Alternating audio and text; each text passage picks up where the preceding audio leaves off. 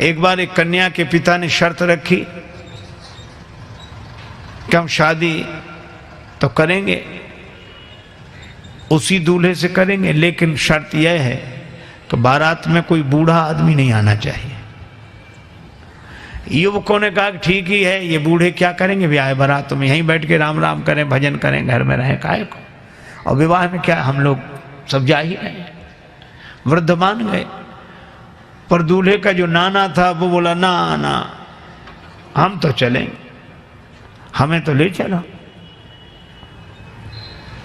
नाना वो लोग कहते हैं कि बूढ़ा दिख गया तो बारात लौटा दी जाएगी। नाना बोले तो ऐसे ले चलो कि दिखे नहीं, पर ले चलो। किसी तरह इंतजाम किया गया, गाड़ियों में जहां सामान रखते हैं उसमें ही नाना को किसी तरह छिपा कर ले गए। बारात पहुंची, कन्या के पिता ने अपना एक आदमी भेजा, देखो कोई बूढ़ा तो नहीं आया है। संवाददाता ने समाचार दिया कि कोई बूढ़ा नहीं आया। तो कन्या के पिता ने एक शर्त रखी कि हम विवाह के लिए तैयार हैं, पर बारातियों को हमारी एक शर्त पूरी करनी पड़ेगी। गांव के बाहर जो नदी बह रही है उस नदी में पानी की जगह शुद्ध दूध बहाओ तो हम विवाह करेंगे। अब बहुत अकल लगाई लड़कों ने, नदी में पानी की जगह शुद्ध दूध, इम्पॉसिबल, असंभव।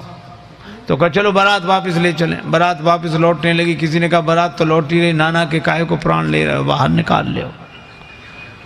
नाना से कहा कि निकल आओ। नाना बोला क्या बात है, वो कहा अब तो बारात ही वापस जा रही है। कहा क्यों? कहा वो कहते हैं कि नदी में पानी की जगह शुद्ध दूध बहाओ। नाना मुस्कुराया कि छोटी छोटी बातों पे कहीं बारातें लौटती हैं। लड़के बोले नाना दिमाग खराब है, छोटी बात है, इतना दूध कहाँ से आवे और नदी में और ये और फिर शुद्ध कैसे रह जाएगा, दूध पानी में डालोगे तुम। ये वृद्ध ने मुस्कुरा कर कहा कि जरा सी बात है, तुम जो कन्या के पिता की ओर से समाचार लेकर आया था उसी के द्वारा तुम समाचार भिजवा दो। क्या? कि दूध का इंतजाम हमने कर लिया है, शुद्ध दूध बहा देंगे, इतना नदी भर जाए उससे भी ज्यादा दूध हमारे पास है, लेकिन हमारी भी एक शर्त है। क्या? कि नदी का पानी खाली तुम करा दो, दूध हम बहा देंगे। कन्या के पिता के पास खबर गई कि वो कहते हैं कि नदी का पानी खाली तुम कराओ, दूध हम बहा देंगे। कन्या का पिता बोला जरा अच्छी तरह छानबीन करो, बारात में जरूर कोई बूढ़ा आया है, नहीं तो।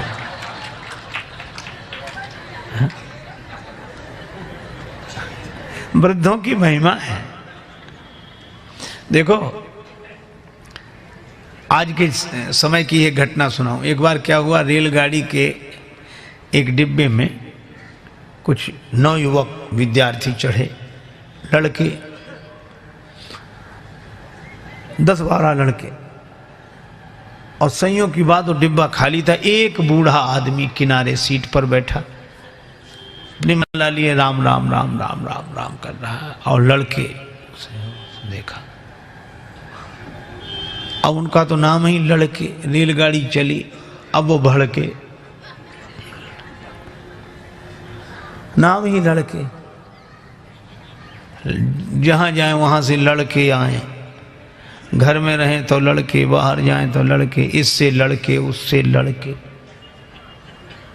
अब रेलगाड़ी चल रही थी, वो 10-12 लोग लड़के बोले कि बड़े बोर हो रहे हैं, कुछ करो। कहा इसमें क्या करोगे, बैठे रहो आराम से। कहा नहीं कुछ तो करो। कहा क्या करें? कहा जंजीर खींचो, गाड़ी रोको। अरे कहा देखते नहीं 500 रुपये जुर्माना और 6 महीने कैद, साफ साफ लिखा, या दोनों हो सकते। तो कहा हम लोग इतने लोग हैं, 500 रुपये इकट्ठा नहीं कर सकते। कर ले। कहा फिर जंजीर खींचेंगे। अब 500 जरूरी थोड़े, किसी ने 100 दिए, किसी ने 200 दिए, 1200 रुपये हुए। और 1200 रुपये उनमें से एक मुख्य आदमी था, उसके लड़के की जेब में रख दिए और कहा कि अब जंजीर खींचो। पहले तो पैसा लगेगा नहीं, लगेगा दे देंगे, पैसा है तो पास में, खींचो। तब तक एक लड़का बोला एक नया पैसा नहीं लगेगा, जंजीर हम खींचेंगे, गाड़ी रुकेगी, अधिकारी आएंगे, नाम इस बूढ़े का लगा देंगे किसने जंजीर खींची। अब बूढ़ा बेचारा बहुत हाथ जोड़े कि भैया हमने आपका क्या बिगाड़ा बच्चों, हमें काहे को, अरे ऐसा मत करो। लड़के बोले बड़ा मजा आएगा, ये गिड़गिड़ाएगा। कुछ लोगों को इसी में मजा आता, पर पीड़न रति, दूसरे को दुख पहुंचाकर सुख पाना। और अंत में यह हुआ कि लड़कों ने जंजीर खींच दी। मुख्य चेकिंग थी, अधिकारियों को लड़के ही बुला लाए।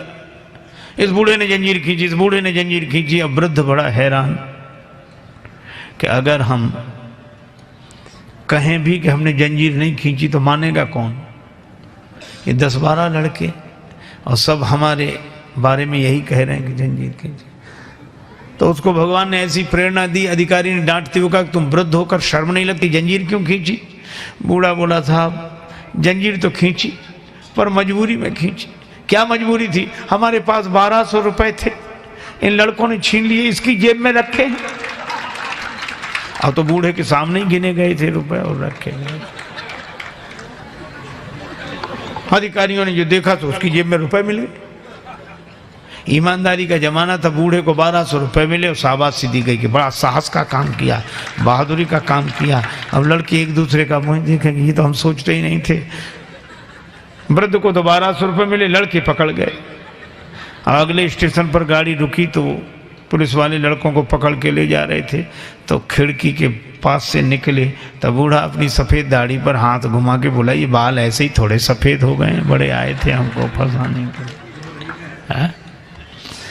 तो ये कहानी है, पर ये कहानी भी संकेत देती है कि वृद्ध के पास जो अनुभव होता है वह युवक के पास नहीं होता। ये बात अलग है कि अनुभवी वृद्ध के पास शक्ति, सामर्थ्य, जोश, उत्साह नहीं होता, वो युवक के पास होता है। तो युवक अपने उत्साह का उपयोग वृद्धों के अनुभव के आधार पर समाज और राष्ट्र के निर्माण में करे, यही हनुमंत कथा का संदेश है।